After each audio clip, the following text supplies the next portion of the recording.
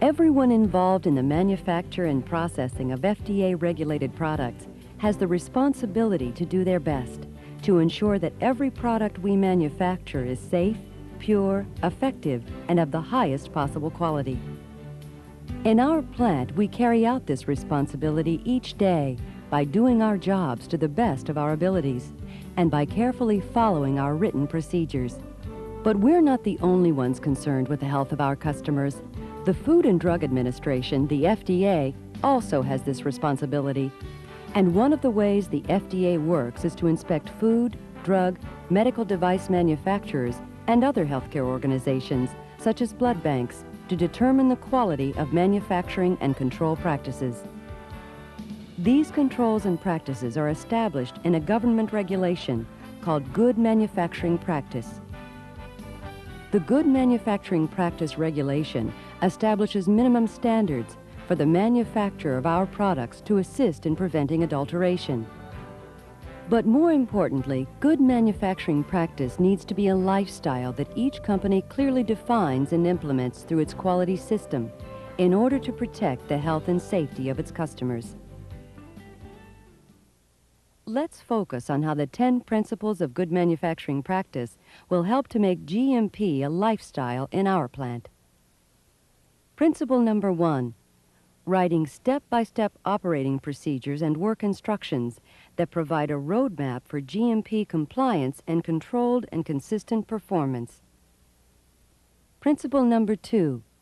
Carefully following our written procedures and instructions to prevent contamination, mix-ups, and errors. Principle number 3. Promptly and accurately documenting our work for compliance and traceability. Principle number 4. Proving that our systems do what they are designed to do by validating our work. Principle number 5. Integrating productivity, product quality, and employee safety into the design and construction of our facilities and equipment. Principle number 6. Properly maintaining our facilities and equipment. Principle number 7. Clearly defining, developing, and demonstrating job competence. Principle number 8, protecting our products against contamination by making cleanliness and hygiene a daily habit. Principle number 9, building quality into our products by systematically controlling our components and product-related processes, such as manufacturing, packaging and labeling, testing, distribution, and marketing. And finally, principle number 10, conducting planned and periodic audits for compliance and performance. These 10 principles of GMP provide us with a perfect framework for building and implementing a GMP lifestyle and evaluating how well we are living up to the standards of good manufacturing practice. The first 2 GMP principles stress the importance of written procedures. The best way to comply with GMP is to have well-written procedures and to carefully follow them. The heart of GMP is the establishment of well-written procedures for each operation. These written procedures give us the controls necessary to minimize the chance of mix-ups and errors in manufacturing our products. When we carefully follow our written procedures, we not only ensure compliance with the GMP regulation, but more importantly, we ensure the consistent quality of our products.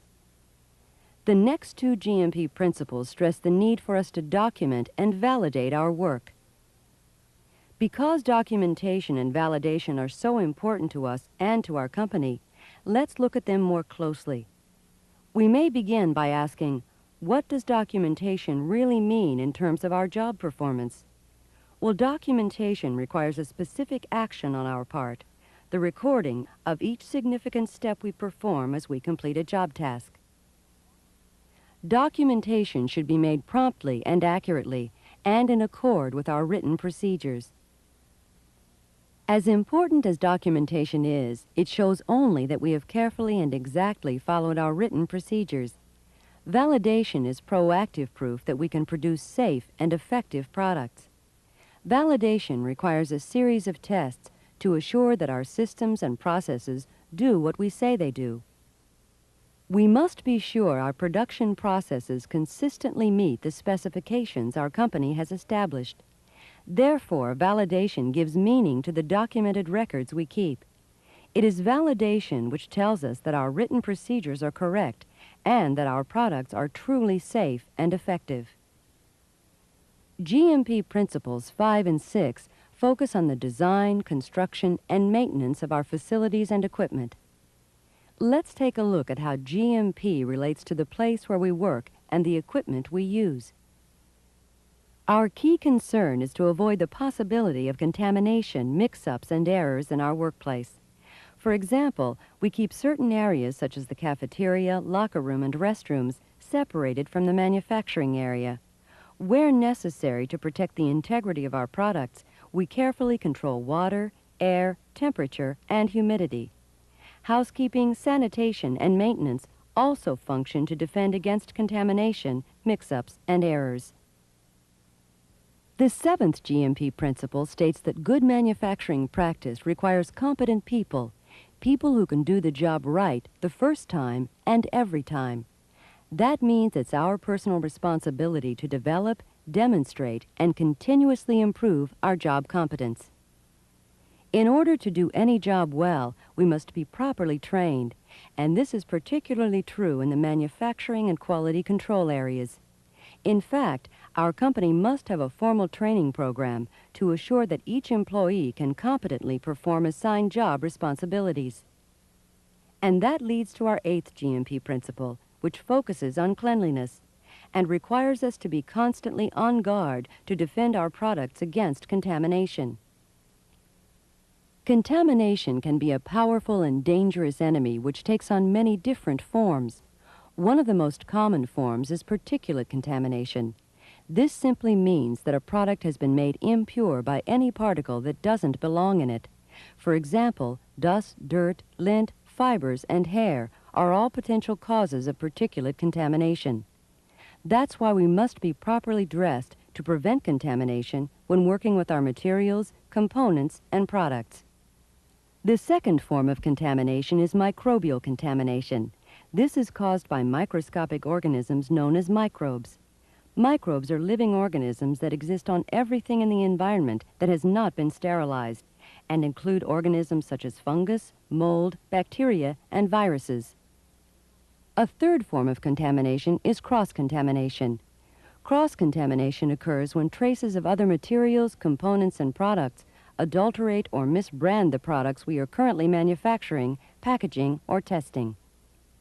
So it's critical that we practice good personal hygiene and help keep our workplace clean by reporting any condition or practice in our plant or with our equipment that might be a potential source of particulate, microbial, or cross-contamination. The 9th GMP principle focuses our attention on the importance of building quality into our products by systematically controlling our components and product-related processes. To see how GMP helps us build in quality, let's examine the critical areas where we must establish effective controls. Materials and components present the first critical control challenge. We must be sure all of our components and materials satisfy our quality standards. Upon receipt, they must be carefully examined for damage and contamination, properly identified and tagged, and promptly stored in a quarantined area. Where required, certain components and materials must be sampled and tested to ensure that they meet established standards of identity, quality, and purity. Only after approval are they released to manufacturing and used on a first-in, first-out basis. That is, the first materials and components approved for release are the first to go to manufacturing. The second critical area we must control is the manufacturing process itself.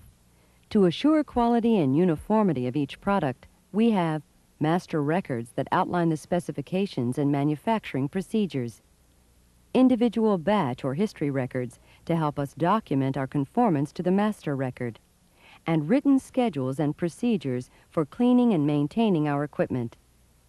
To help us operate in a state of control, we carefully follow written work instructions, accurately collect critical data, and promptly document manufacturing results.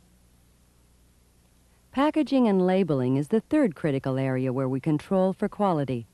We must inspect the packaging and labeling area before each new lot or batch is processed to help us assure that the packaging equipment is clean and that the area does not contain any packaging or labeling materials from a previous run. The fourth critical area, testing, supports all other areas of control. How we handle incoming, in-process, and finished product test samples, how we perform test methods, and how we document test results are all significant elements of the testing process and must be performed by qualified individuals. The final critical area of control focuses on how we assure the safety, effectiveness, and purity of our products as they enter the marketplace. The challenge to control for quality does not end when the finished product is tested and released. We must carefully control the product as we warehouse and distribute it to our customers. We must closely monitor the sales and marketing strategies we use to interact with our customers. And we must keep accurate records to provide product traceability and promptly respond to any customer problems, concerns, or complaints. The 10th and final GMP principle entails the need to continually audit our day-to-day job performance and verify that we are in compliance with the Good Manufacturing Practice regulation. FDA has a major responsibility to externally audit our manufacturing operations to see if we are in compliance with the current GMP regulation. But it's our company's responsibility to internally ensure the integrity of our products, and most importantly, it's our personal responsibility to evaluate how well we are living up to the standards of GMP. By performing a self-audit using the 10 principles of good manufacturing practice, you can help make GMP a daily lifestyle at our company and not just a regulation. In addition to our responsibilities to our customers, the FDA also has a responsibility to protect the consumer. In fact, the FDA can recommend a recall of a product if they find one of our products are contaminated, mislabeled, or if our products are not manufactured in compliance with the current Good Manufacturing Practice regulation. So it's extremely important that we carefully follow the 10 principles of good manufacturing practice. At our company, we are all concerned about what we do and how we do it. This concern for quality helps us earn the trust of the millions of people who use our products. It's our job to make GMP a lifestyle and live the principles of GMP each and every day.